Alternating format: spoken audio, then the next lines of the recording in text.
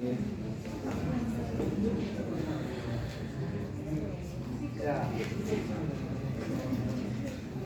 A ver, algo que, bueno, aquí no se ve tan bien. Si apagamos las luces, doctor. Así, por favor. Si bien hemos avanzado con las masculinas de la anterior clase, hay algo que creo que difícilmente les va a mostrar, inclusive más adelante, relacionado con todas las funciones que tenemos en la parte normal de las gónadas masculinas, pues relacionadas con la espermatogénesis y con la secreción de testosterona. Una de las causas más usuales que podemos tener en el varón es la patología tumoral del testículo, ¿ya? Entonces, a través de la división celular, esto puede descontrolarse y puede convertirse en patología tumoral del testículo. Entonces, ¿qué se puede hacer en este caso? Acá lo más importante que quiero que vean es cómo funciona la radioterapia y cómo funciona la quimioterapia, ¿ya? ¿Por qué? Porque creo que nadie te enseña y realmente en la medicina actualizada es sumamente importante. Ya me he pasado. Ya, crecimiento testicular.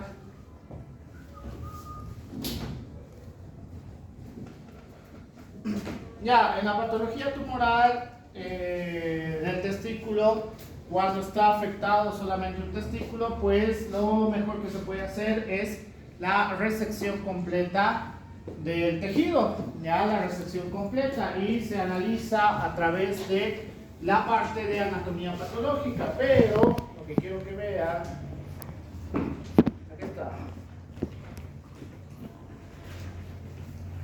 La quimioterapia funciona a través de la colocación de un catéter de un gran vaso, en la cual cuando ya estamos en una fase 3 en la cual ya están afectados los ganglios, pues la quimioterapia entra a través del gran vaso y la característica es que va a reducir el crecimiento y la división celular, ¿ya? Entonces, ¿cuál es el problema de la quimioterapia? Que esta va a afectar a todas las células como tal, pero es mucho más efectivo frente a las células cancerígenas, ¿ya? Pero por eso las personas que hacen quimioterapia se sienten tan debilitados, porque el proceso proinflamatorio que hace, el uso de ATP, etcétera, etcétera, es bastante agresivo, ¿ya? Es bastante agresivo. Entonces, en las fases 3 se puede realizar algo, pero creo que no avanzó eso con ustedes, eso es fisiopatología.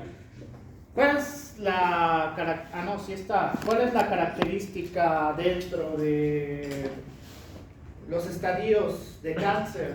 Estaba en el cáncer de mama. 4. 1, 2, 3 y 4. Ya.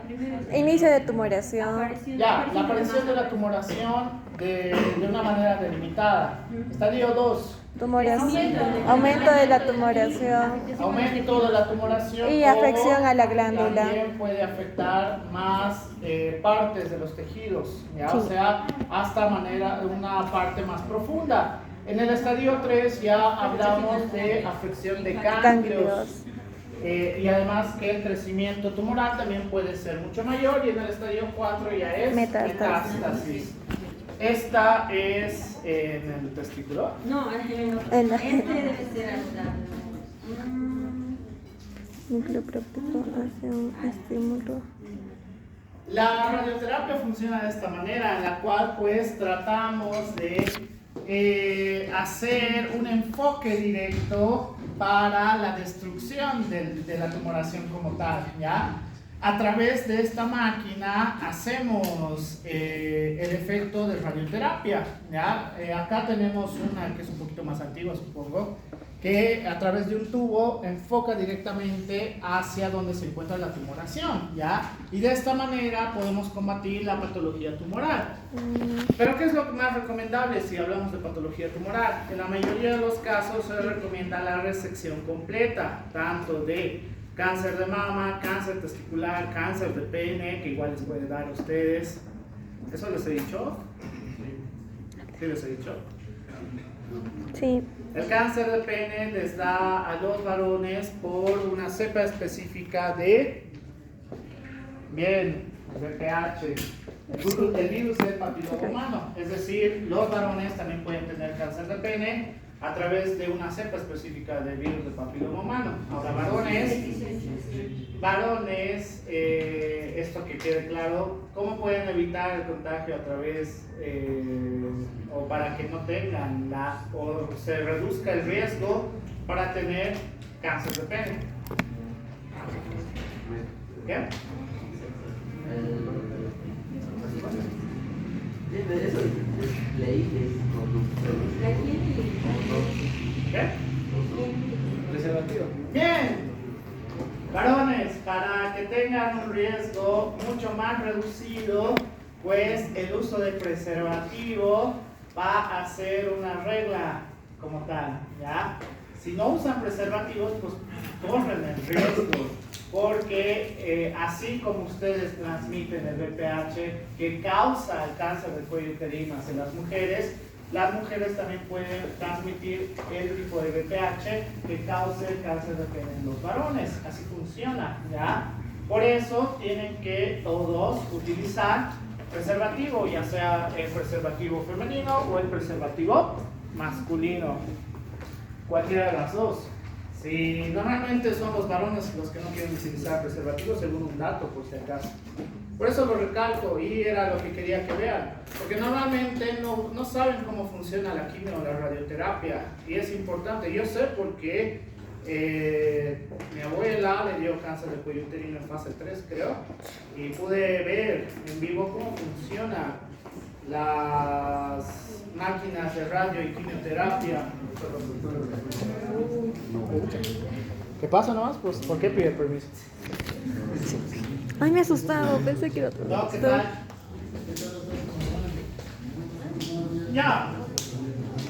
Entonces, lo anteriormente visto relacionado con el cáncer de testículo, ahora vamos a pasar directamente a la fisiología gastrointestinal.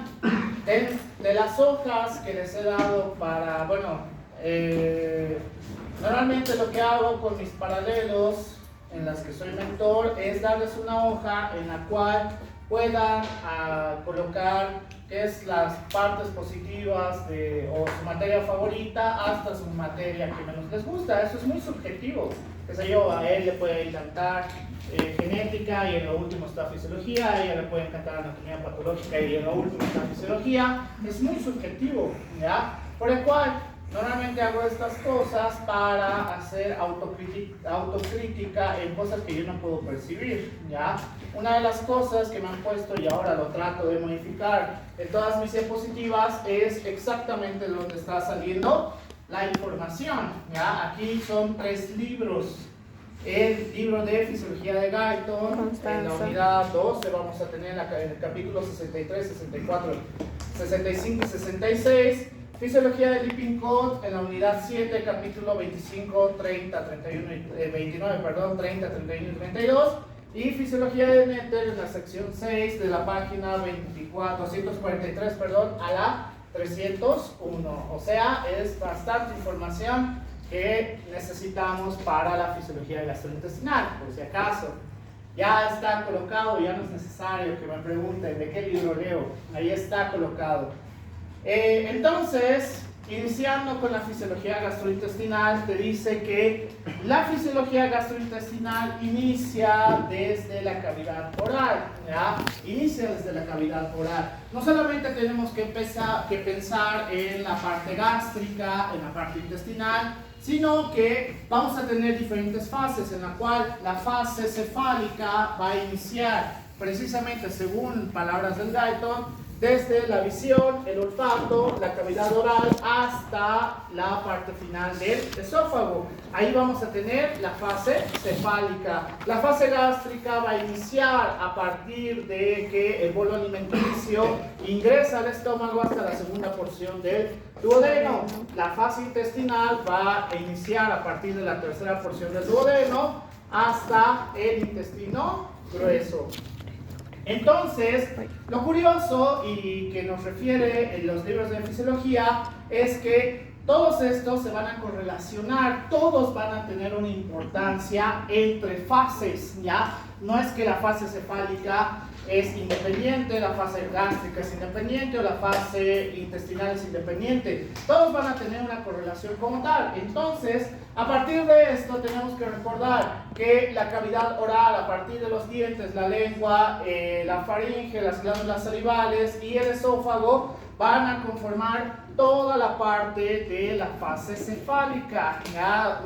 Lo confunden mucho porque piensan en sistema nervioso central, no sé por qué, pero así se divide la fisiología gastrointestinal, mientras que dentro de la fase gástrica vamos a hablar de la parte hepática, la parte estomacal principalmente y la segunda porción del duodeno con la vesícula biliar, ¿ya? Mientras que en la fase intestinal vamos a hablar del intestino delgado, el intestino grueso primordialmente y también del páncreas, ¿ya? Entra también el páncreas.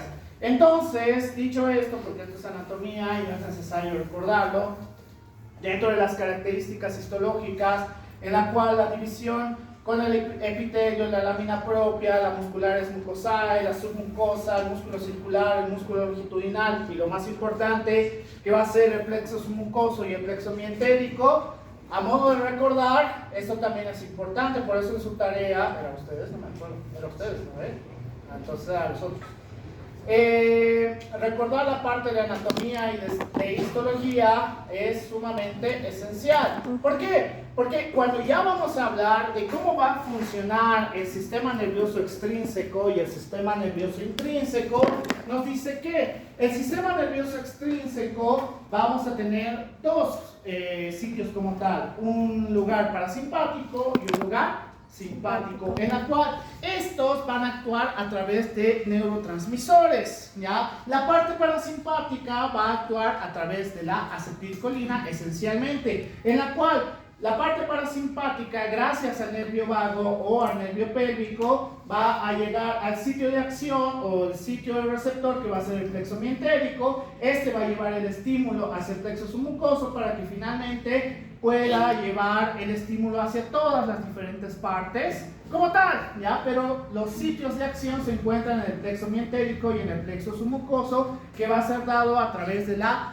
acetilcolina, mientras que la parte simpática, estas van a estar relacionados con el ganglio simpático. Si bien al inicio tenemos el estímulo a través de la acetilcolina, nos dice que los sitios de acción en el plexo mientérico y en el plexo submucoso va a darse esencialmente por la noradrenalina, ya la noradrenalina, en la cual estos dos van a representar los estímulos hacia el plexo mientérico y el plexo submucoso para que puedan dar el estímulo al músculo longitudinal, músculo circular y finalmente hacia la mucosa, principalmente para las células secretoras o las células endocrinas. Entonces, así funciona el sistema nervioso extrínseco. Mientras que el sistema nervioso intrínseco, esta va a darse a partir de la mucosa. ¿Por qué? Porque vamos a estimular los mecanorreceptores y los quimioreceptores. El estímulo va a darse a nivel del plexo submucoso, en la cual, gracias a la característica del plexo submucoso, también va a tener la característica de estimular las células endocrinas, ¿ya? Estas también van a llevar un estímulo como si fuera una retroalimentación, en la que llevamos el estímulo al plexo mientérico y recién a partir del plexo mientérico vamos a poder hacer la liberación o la activación de las células secretoras. Pero ¿qué es lo que te refiere el libro de Netter en este caso? Que el sistema nervioso intrínseco también va a tener la capacidad de, a través del plexo mientérico, estimular la parte simpática y estimular la parte parasimpática. Si bien vamos a poder hacer estímulos hacia el músculo circular o el músculo longitudinal o la mucosa nuevamente, también podemos estimular la parte simpática y la parte parasimpática. ¿Eso qué significa? Que también podemos estimular al sistema nervioso extrínseco, ¿ya? Esperen.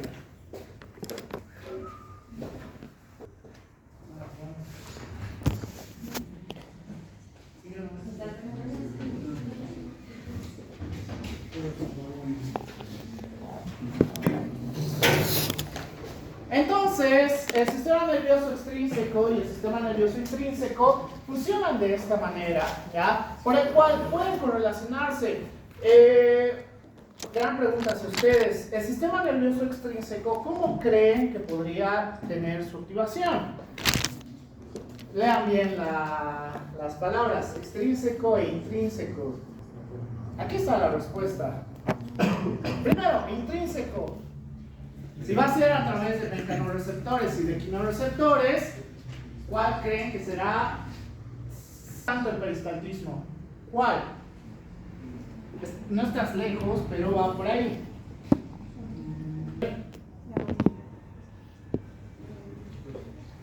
Si les digo más, pues voy a decir yo la respuesta. Es un poquito lógico si vamos a estimular mecano y quinoreceptores. ¿Qué? ¿Qué? A ver, más fuerte. Alimentarse. ¿Ya? Alimentarse. Es decir, el proceso de alimentación hace una activación a través de los mecanorreceptores y quimoreceptores, ya vamos a aprender por qué, en la cual estos van a poder hacer la activación de toda esta parte. La parte del sistema nervioso extrínseco, según el libro de Guyton, te dice que si bien va a estar relacionado también con la parte de alimentación, estas también pueden sufrir otras características de estímulo. Por ejemplo, hay algo muy común, aunque creo que todavía no están en esa parte, que es, sobre todo les sucede a los alumnos que salen en la noche. Tomar. A tomar. Los cambios de temperatura pueden alterar el sistema nervioso extrínseco. Ya, por ejemplo, el frío hace un incremento del peristaltismo y esto puede causarles diarrea. Cuando el frío empieza a incrementarse abruptamente, hay un aumento del peristaltismo. Vamos a aprender por qué. Les puede causar diarrea, ¿ya? Después, cuando ya hay calor, van a empezar a ver las alteraciones a través del sistema nervioso extrínseco y el sistema nervioso intrínseco. ¿Por qué les da asco la diarrea? Sistema nervioso autónomo. Todo lo anteriormente mencionado, a través de la parte parasimpática y a través de la parte simpática, tenemos que ver que en la parte simpática el nervio vago va a ser el más importante para los estímulos hacia el sistema nervioso entérico, principalmente para el plexo mientérico, ¿ya? En la cual estos van a tener su sitio de acción en el músculo liso para el incremento o la disminución del peristaltismo, ¿ya? Los nervios pélvicos también van a ser su sitio de acción, pero en la división simpática solamente vamos a hablar de los ganglios, en la cual las fibras preganglionares van a ser muy importantes para estimular el plexo submucoso y a través de esto estimular las células secretoras, las células endocrinas o directamente el aumento o la disminución del peristaltismo. Ahora, cuando tenemos un estímulo mecánico, un estímulo químico, pregunta para ustedes, ¿cuál sería un estímulo químico? ¿Qué creen? Intoxicación. No necesariamente.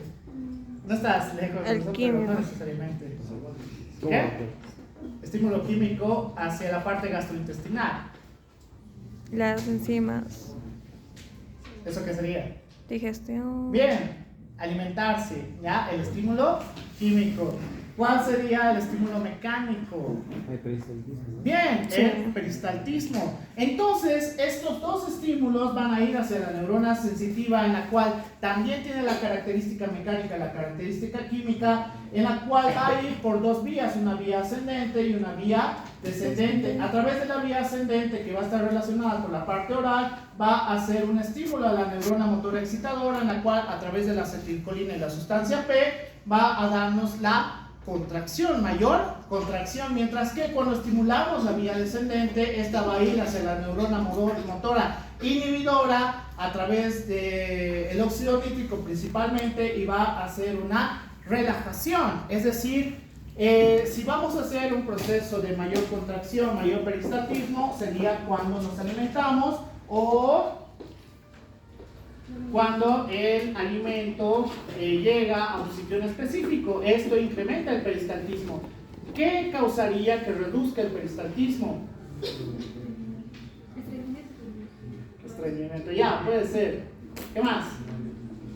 Eso es una patología, pero algo más común entre ustedes. Ayunos. Indigestión. Ayuno. podría ser.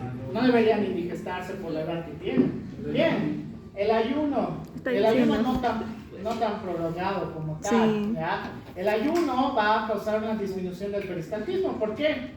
Porque no hay el estímulo mecánico y no hay el estímulo químico, por el cual este va a llevar a través de la vía descendente y va a hacer la activación de la neurona inhibidora. Entonces así funciona. Por eso tenemos el incremento del peristaltismo y la reducción del peristaltismo. Esto a grandes rasgos, que es lo primero que te maneja el Guyton. Entonces, desde la parte parasimpática nos dice que la parte de la inervación va a ser muy importante porque a través de la protuberancia, gracias al séptimo par craneal, va a hacer una estimulación a las glándulas salivales, mientras que a nivel de la médula oblongada, principalmente con el décimo par craneal, va a ir por toda la parte del esófago, la parte gástrica y hasta la segunda porción del duodeno, principalmente.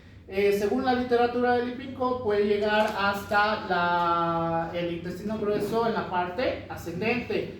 Solamente a través de la columna vertebral sacra vamos a tener desde el intestino grueso transversal hasta la última parte del intestino grueso. En la parte simpática vamos a tener 4 ganglios como tal, que van a ser el ganglio cervical superior, el ganglio celíaco, el ganglio mesentérico superior y el ganglio mesentérico inferior. El ganglio cervical superior va a hacer el estímulo hacia las glándulas salivales, hacia la parte del esófago, en la primera porción del esófago, mientras que el ganglio celíaco va a hacer el estímulo o la inervación a través de la última porción del esófago, toda la parte del estómago hasta la primera porción del duodeno. El ganglio mesentérico superior va a ir desde la segunda porción del duodeno hasta la parte ascendente del intestino grueso. Y el ganglio mesentérico inferior, todo lo que resta, ya más fácil decirlo así supongo, todo lo que resta. Entonces, vamos a poder ver que la parte de la inervación va a ser sumamente importante. Esto tienen que recordar cuando ya lleguemos al final de este tema. Porque la característica de los estímulos que vamos a tener a través de la parte cefálica, la parte gástrica y la parte intestinal va a ser muy importante a través de las células secretoras, las células endocrinas, etcétera, etcétera. Entonces, los neurotransmisores principales que vamos a tener va a ser la acetilcolina, el péptido intestinal vasoactivo, la noradrenalina, el neuropéptido Y, el péptido liberador de gastrina, la sustancia P y las encefalinas. La acetilcolina, principalmente su función va a ser contraer el músculo de la pared, para relajar los esfínteres, aumenta la secreción de saliva, la secreción de secreción gástrica y secreción pancreática. Mientras que el péptido intestinal vasoactivo va a relajar los esfínteres, aumenta la secreción pancreática e intestinal. La noradrenalina relaja el músculo de la pared, contrae los esfínteres, disminuye las secreciones salivales. Como podemos ver, relacionado con el sistema, se me dio el nombre, el sistema, mejor vuelvo atrás para recordar, el sistema nervioso extrínseco, pues la noradrenalina va a ser exactamente lo contrario a lo que hace la acetilcolina, ¿ya? Por eso tenemos diferentes estímulos como tal. Por eso es importante recordar los neurotransmisores. Entonces, a través del neuropéptido Y, relaja el músculo de la pared y disminuye las secreciones intestinales. El péptido liberador de gastrina va a aumentar la secreción de gastrina, no hay nada que perderse ahí. La sustancia P contrae el músculo de la pared y aumenta la secreción de saliva. Y las encefalinas contraen los esfínteres, disminuye las secreciones intestinales. Ahora vamos a tener 2 partes, una parte hormonal y una parte parácrina, en la cual la parte hormonal, una de las más importantes que vamos a tener es la colecistocinina. La colecistocinina, el péptido insulinotrópico dependiente de la glucosa, la gastrina, la motilina y la secretina. En esta primera parte, como estamos hablando netamente de hormonas, pues la colecistocinina, su función principal va a ser aumentar la secreción enzimática para contraer la vesícula y aumenta el vaciado gástrico. ¿En qué momento podemos tener mayor liberación de colecistocinina? Supongo que ahora lo vamos a aprender, pero alguno de ustedes lo debe saber a grandes rasgos. Sensación, no, saciedad, no. No. Secreción de colecistocinina. Sería la ingesta de alimentos grasos. Bien, Ah. aquí está la respuesta. La contracción de la vesícula para la liberación de bilis. Bien. Entonces, la colecistocinina principalmente vamos a tener su punto más alto de acción cuando tenemos consumo de alimentos grasos, ya su punto más alto de acción. Pero ¿qué es lo irónico? Y lo que te dice la literatura en el Guyton, que la vesícula va a hacer un proceso de retroalimentación también con la parte gástrica, en la cual la vesícula tiene la característica de también estimular la mayor formación de ácido gástrico, ¿ya? Por este motivo, aquellos pacientes, si es que hay alguien de ustedes que no debería tener colecistitis agudo crónica, o si ya han tenido el acto quirúrgico de la vesícula, porque eso tendría que ser a partir de los 33 años hacia arriba, por si acaso. Entonces, ¿qué ocurre? A los que hacemos la colecistectomía se les refiere que tienen que hacer una dieta de aproximadamente mínimo 6 meses, ya en el peor de los casos 3 meses, en la cual la dieta tiene que ser especial para el paciente después del acto quirúrgico. ¿Por qué? Porque por este mismo motivo, y fisiológicamente lo estamos aprendiendo, en la cual la colecistocinina también puede llevarnos al estímulo para la salida del ácido gástrico. Entonces, si yo, supongamos que, bueno, yo sí soy operado de colecistectomía, en la cual si yo hubiera comido lo que me dé la gana, es decir, en una semana después, mi lechón, mi cerveza, todo lo que normalmente acostumbraba a comer, pues, ¿qué hubiera ocurrido? Ahora piensen de esta parte. ¿Qué hubiera ocurrido? Entonces, no. ¿Cómo están pensando? ¿Una ictericia? No sean tan trágicos. Esto no es Dr. House. ¿Qué? Bien. Gastritis. Por este motivo, los pacientes con colecistectomía normalmente tienen una, no sé si decirle secuela o un efecto secundario posterior a la cirugía cuando no realizan la dieta adecuada, ¿ya? Pueden tener procesos de gastritis.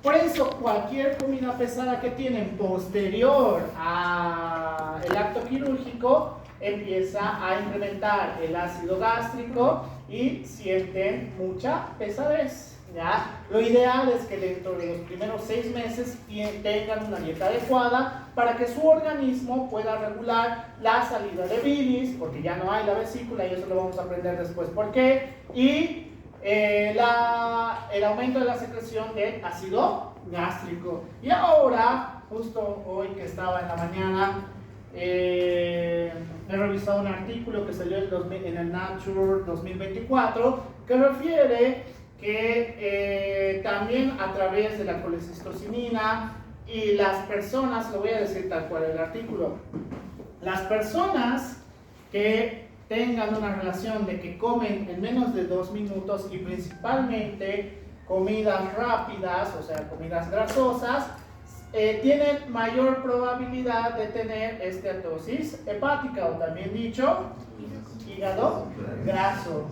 Ese es un artículo que les voy a pasar a través del grupo, en la cual dice que, y van a entender por qué, cuando ya empecemos a hablar de la fase cefálica, tenemos que tener un proceso de alimentación de por lo menos mayor a 5 minutos, es decir, que estén tranquilos, puedan comer sin ningún apuro, y esto va a ser un factor de riesgo menos para que puedan tener esteatosis hepática. Ya les voy a pasar el artículo, está en inglés para variar, entonces lo van a traducir.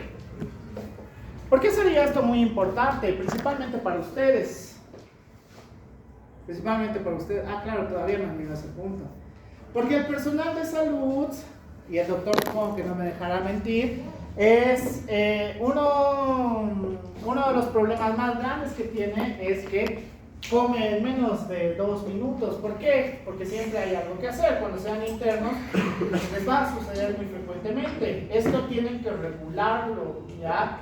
Gracias a las revisiones que tenemos, incluso en el mismo método, te refiere que comer tan rápido no es adecuado, puede crear alteraciones fisiológicas como tal, ¿ya?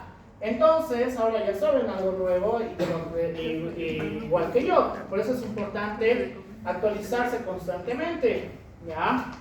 No coman tan rápido, por eso les doy tiempo a los que tienen la práctica, unos 10 minutos, para que puedan llegar sin ningún problema. Los de las 3 de la tarde ya debió comer, así que no necesitan más tiempo. El péptido insulinotrópico dependiente de la glucosa va a encargarse pues principalmente de la liberación de insulina y la inhibición de la secreción de ácido. La gastrina aumenta la secreción de gastrina y el ácido gástrico. La motilina incrementa las contracciones y los complejos motores migratorios. La secretina, la liberación de bicarbonato y pepsina. En la parte paracrina solamente vamos a tener 3. La histamina, las prostaglandinas y la somatostatina, en la cual la histamina va a aumentar la secreción de ácido gástrico, las prostaglandinas aumentan el flujo sanguíneo y la secreción de moco y bicarbonato, y la somatostatina inhibe las hormonas peptídicas y la secreción de ácido gástrico. Ya, entonces igual habíamos visto la somatostatina en toda la parte hormonal, ¿ya? Y acá sigue haciendo exactamente lo mismo. El inhibidor por excelencia. ¿Preguntas hasta acá? Hasta aquí. Nada, qué bien, qué buenos alumnos que son.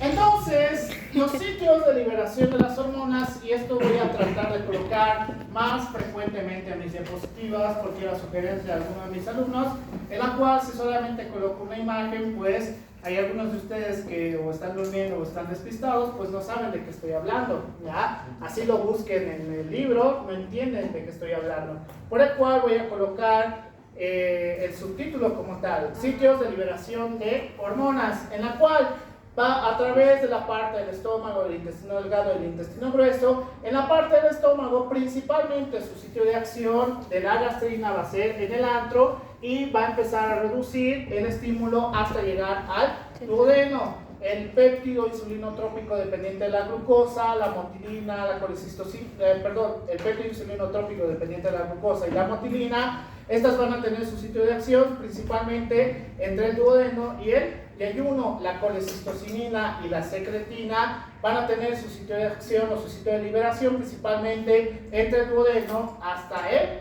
ilion, y se va a ir reduciendo el sitio de liberación, ¿ya? Así funciona esta parte. Por eso, aparte de que tienen que saber todos los nombres, también tienen que saber en qué momento vamos a tener en mayor cantidad los sitios de liberación de estas hormonas. ¡Qué bien! Iniciando con la fase cefálica, vamos a tener la parte de las piezas dentales, ¿ya? ¿Qué te dice el libro de fisiología, principalmente el Guyton, que creo que es de los pocos que habla de las piezas dentales? Las piezas dentales tenemos que saber cuáles son las piezas dentales que sufren pérdida. ¿Por qué? Porque cada una tiene una función en específica. Es más fácil, y todas las veces que hago la misma pregunta, ¿cuál es la pieza dental encargada de cortar la carne? Bien, los incisivos, mientras que los molares se van a encargar de triturar el alimento, ¿ya? Entonces, ¿qué ocurriría si tenemos personas que tienen pérdidas específicas de piezas dentales? Pues no van a poder alimentarse de una manera adecuada. Entonces, el libro de Guyton y la última actualización referente al consumo a través de la masticación refiere que necesitamos hacer una masticación adecuada. Solamente hay 3 casos en la cual pues son excepciones, ¿ya? ¿Cuáles creen? 2 son fisiológicas, una es patológica. Primero, las fisiológicas. ¿Cuáles son las excepciones? Fisiológicamente no tienen piezas dentales. Bebés. Bien, neonatos. 1. Ancianos. 2. Bien, ancianos. No tienen piezas dentales. ¿Ya? ¿Cuál es la única diferencia? A los ancianos podemos colocarle alguna placa, etcétera, etcétera. A los neonatos no es necesario. Y patológicamente hablando, en quienes creen que tendrían pérdidas de piezas dentales. Una más común por la patología. Caries. No, patología, eso es normal. La caries. A ver, Por el pérdida. hecho de que tengas caries no significa que necesariamente tienes que tener pérdida de piezas dentales. Significa que no has ido al odontólogo en mucho tiempo y la caries ha empezado a dañar en su totalidad al diente, ¿ya? En este caso, y recomendación supongo que para todos, según la literatura dice que deberían ir al odontólogo por lo menos 2 veces al año, ¿ya? 2 veces al año. Ya estamos cerca a mayo, entonces ya deberían haber ido una vez por lo menos en lo que estamos, ¿no ve? Que supongo que algunos por la cara que me ponen no han ido hasta ahora al odontólogo. Entonces las caries pueden sufrir las pérdidas dentales, pero eso significa más un descuido del paciente que una patología como tal, ¿ya? ¿Cuál sería una patología que ustedes, bueno, hemos visto conmigo? Diabetes mellitus tipo 2, cuando está dentro de las complicaciones, usualmente tienen pérdidas de piezas dentales, ¿ya? Entonces, en este caso, ¿qué te dice? Y ahora voy a hacer un paréntesis, esto relacionado con medicina del deporte.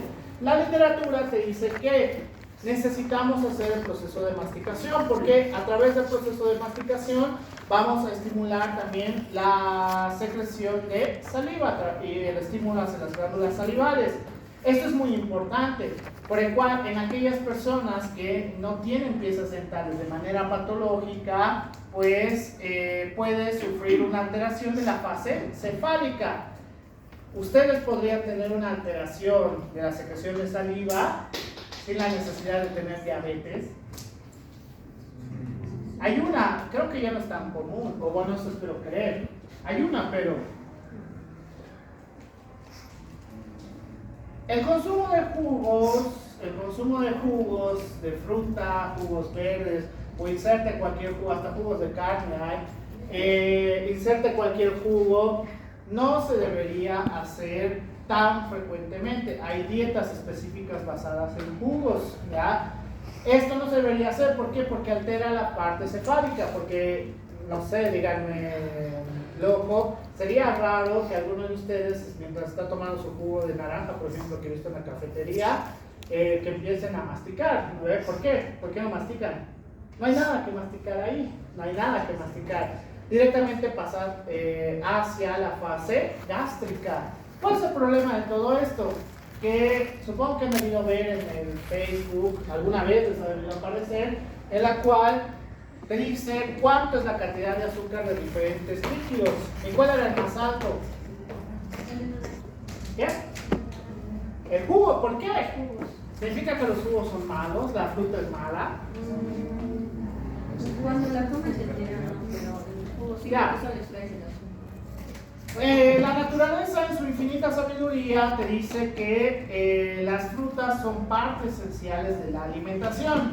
El humano en su infinita estupidez dijo, necesito una manera más rápida de consumir la fruta, por el cual decidió hacerlo jugo.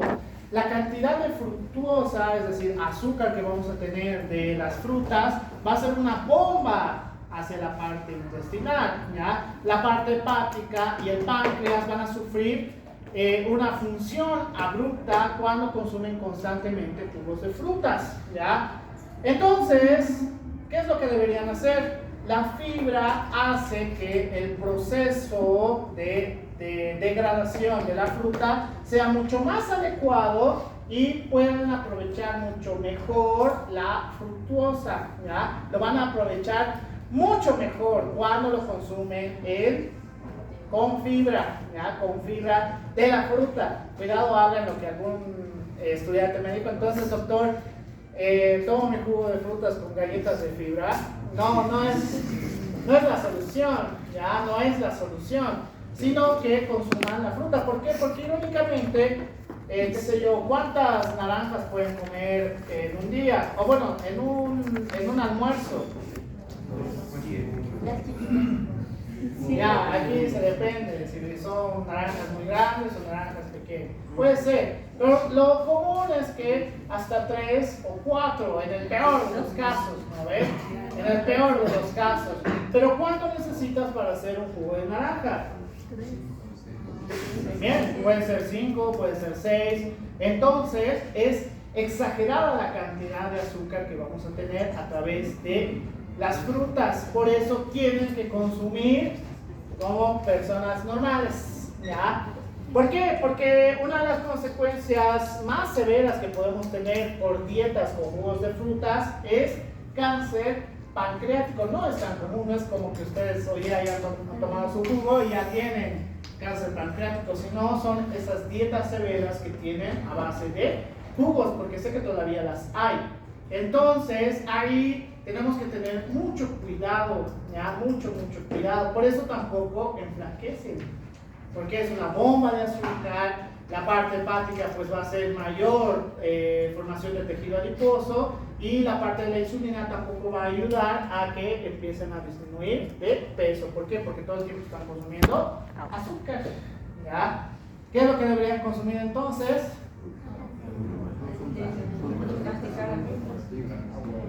Agua, ¿ya? Agua. Nada Agua. más. Ahora, hablando de las glándulas salivales, en la cual la inervación que vamos a tener va a ser a través del ganglio óptico, a través del séptimo par craneal y del noveno par craneal, en la cual la glándula parótida va a ser el principal estimulado a través del ganglio óptico por el noveno par craneal, mientras que el ganglio submandibular y el ganglio sublingual van a ser a través del séptimo par craneal. Entonces, también ocurre, y esto es gracias a las actualizaciones que tenemos hoy por hoy, también ocurre que podemos tener alteraciones de la secreción de la saliva. ¿Cómo? ¿Cómo creen que podemos tener? Es muy común en gran porcentaje de la población mundial. Bacterias. ¿Qué? ¿Bacterias qué? Ya les he dicho la anterior práctica, creo. Cuando se alimentan, qué sé yo, supongamos en la mañana una salteña, en el almuerzo su pollo, ese es su alimento. Pero lo que hace la gran mayoría de población es que siempre está o la Coca-Cola, o la Pepsi, o el jugo, o lo que sea, ¿ya? Esto puede hacer un proceso de menor secreción de la saliva. ¿Por qué? Porque si bien la saliva va a tener distintas funciones, y ahora lo vamos a ver cuáles, también la característica es que va a hacer que sea mucho más fácil poder deglutir, ¿ya? Pero cuando ya estás consumiendo Coca-Cola o lo que sea, eso hace mucho más fácil todavía. Entonces puede crear una disminución de la secreción salival. ¿Y qué te dice el gaito? Que durante un proceso de alimento deberías consumir el líquido al final, a menos que sea un alimento seco, ¿ya? Si es un alimento seco, pues ahí se van a ahogar. Ahí sí necesitan la ayuda de agua o lo que sea que les guste.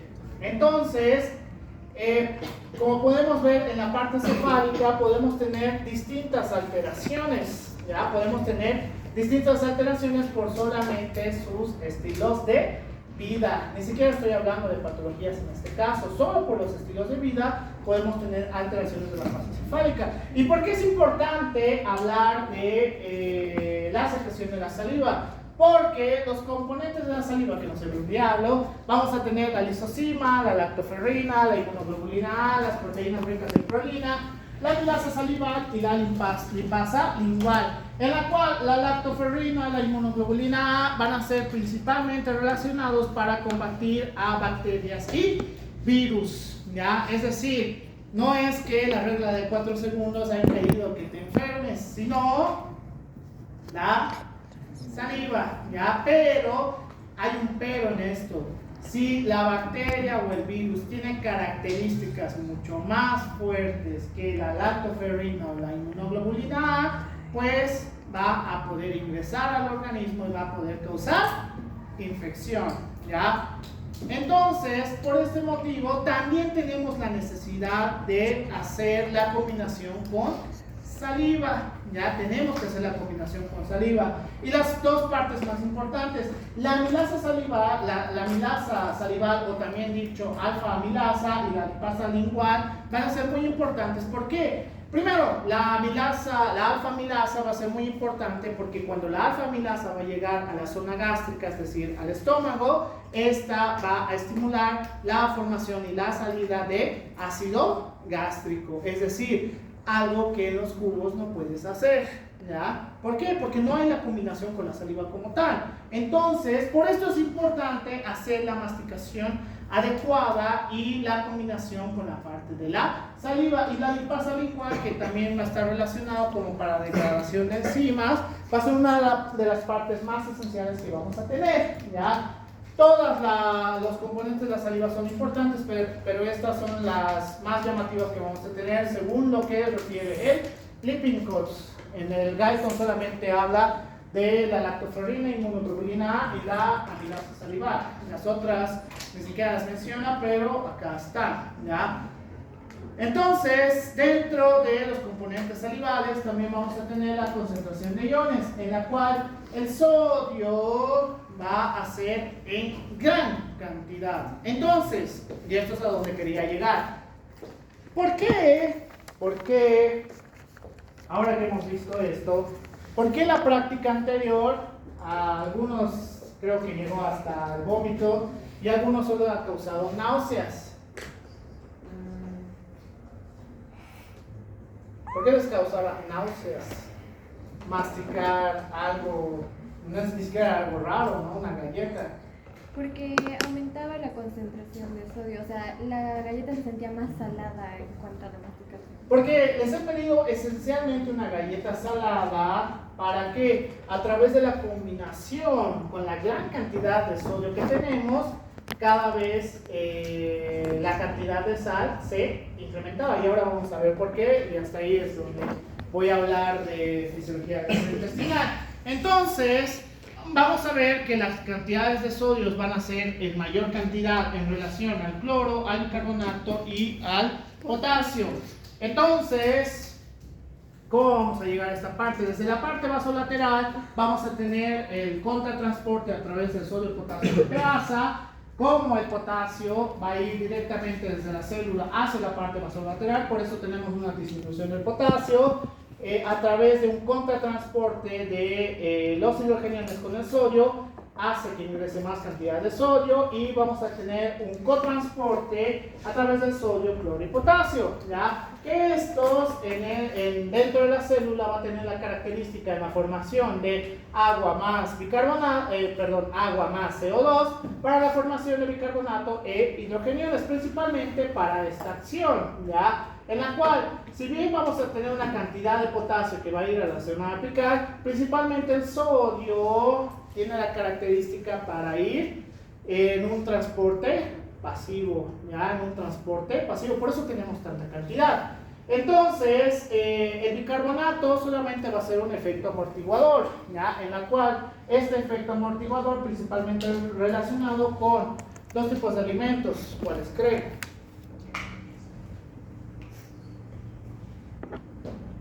Es fácil deducirlo.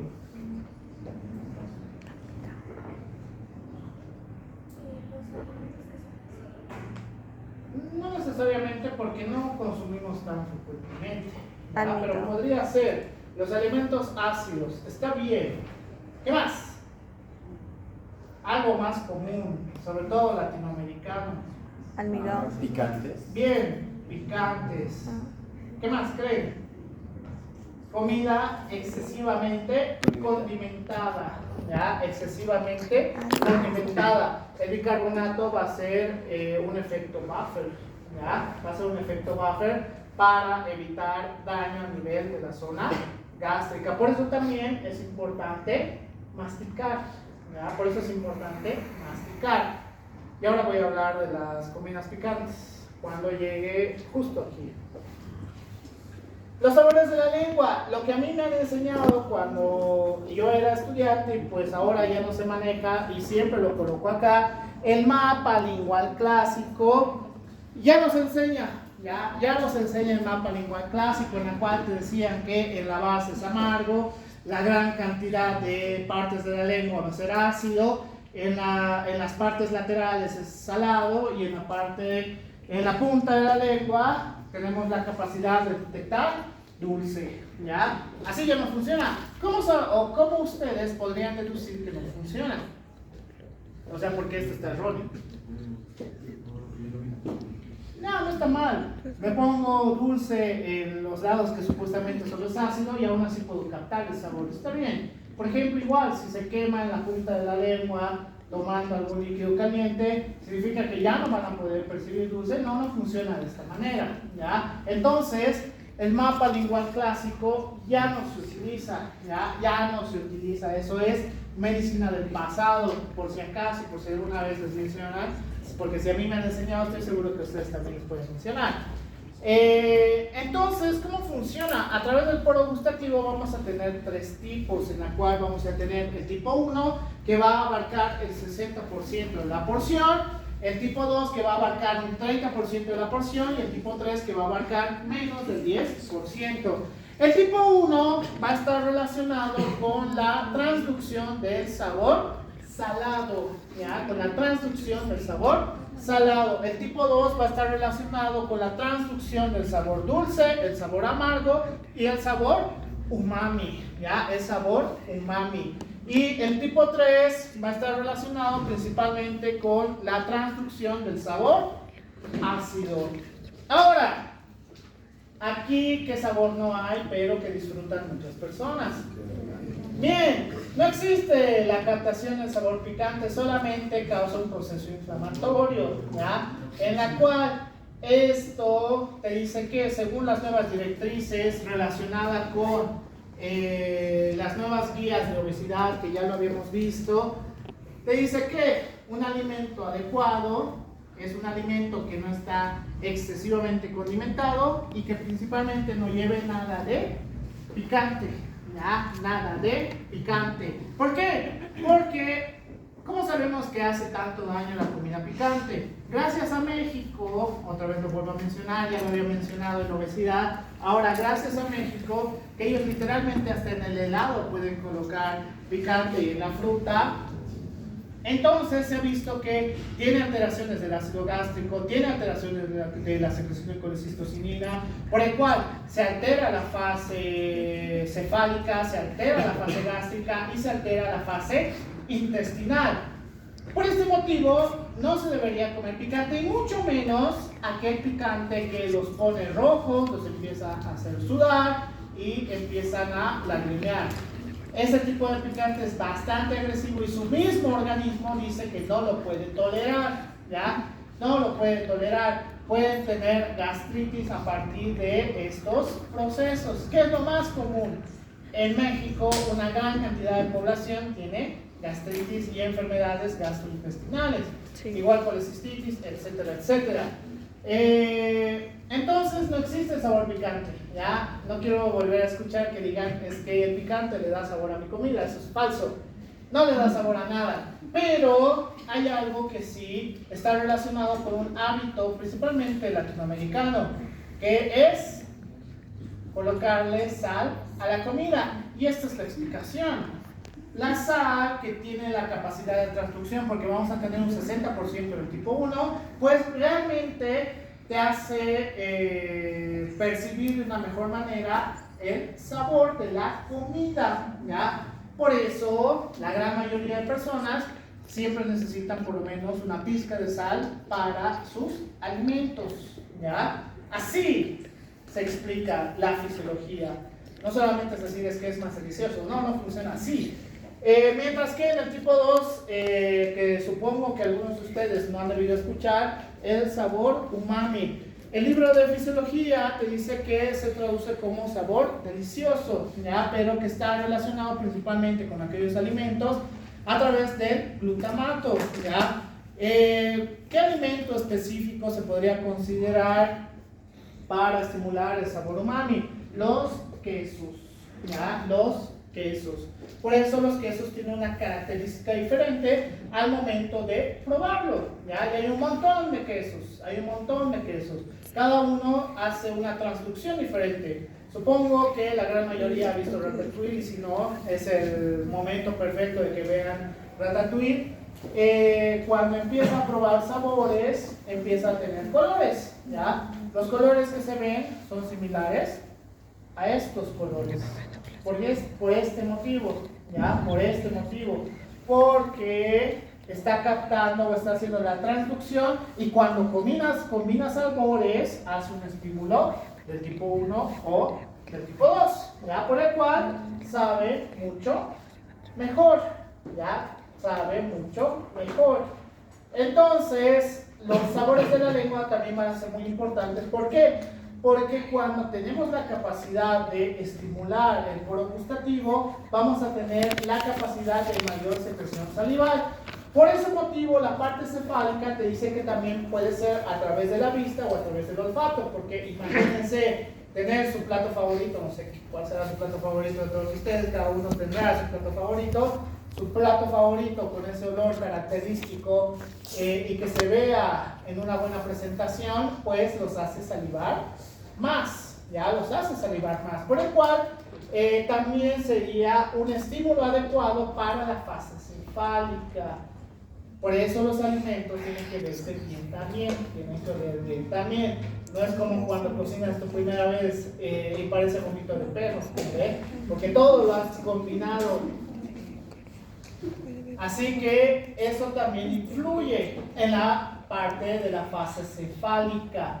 Por eso es importante saber sobre los sabores de la lengua. Así funciona. Por favor, no quiero saber sobre el mapa lengual clásico, porque cuando yo lo dije me gané un castigo en el internado. Entonces, gracias a eso aprendí de una mejor manera, ¿ya?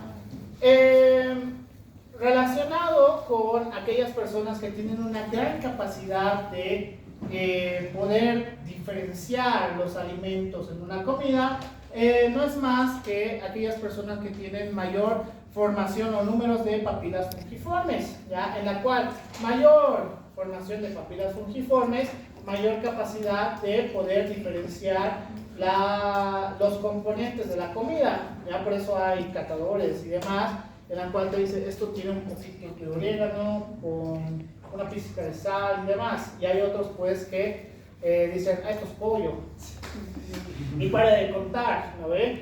En la cual pues lo normal es que la gran mayoría sean no catadores, ¿ya? Eso es lo normal, que solamente se alimenta y esa es su única función, sino que de ahí podemos tener catadores normales, por ejemplo, las y los amos de casa. Estos son catadores normales. ¿Por qué? Porque ellos sí saben diferenciar, no, esto está muy salado, etcétera, etcétera. Y los que están relacionados ya en el mundo de atención al cliente, estos sí van a ser o chefs o catadores ya, van a ser supercatadores. ¿Por qué? Porque realmente saben diferenciar entre los sabores. ¿Cómo puedes llegar a ser un supercatador? No comiendo lo mismo cada vez. O sea, si tu alimento se basa en pollo y huevo, difícilmente vas a poder saber a qué saben los otros componentes. Es decir, deberían ir probando diferentes tipos de alimentos, siempre y cuando no les cause alergia. Pero deberían ir probándolo, ¿ya? Así funciona. Por el cual, dentro de la función fisiológica, ¿sería esto importante? Técnicamente sí, porque tiene la capacidad de mayor secreción salival como tal, ¿ya? En los catadores normales y en los supercatadores van a tener una mayor cantidad de secreción. Entonces, ya depende de ustedes, pues, si solamente quieren ser no catadores, etcétera, etcétera. Por eso las tablas son tan deliciosas, tienen diferentes sabores, porque tienen diferentes estímulos hacia los poros gustativos. Y podemos tener alteraciones de las secreciones como tal. ¿Qué creen? ¿Qué tipos de alteraciones creen que podemos tener?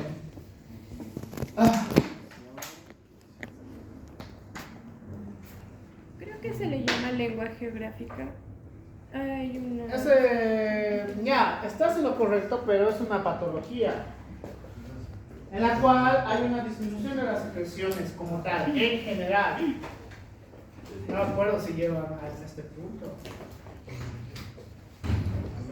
Sería alteración de los sabores percibidos.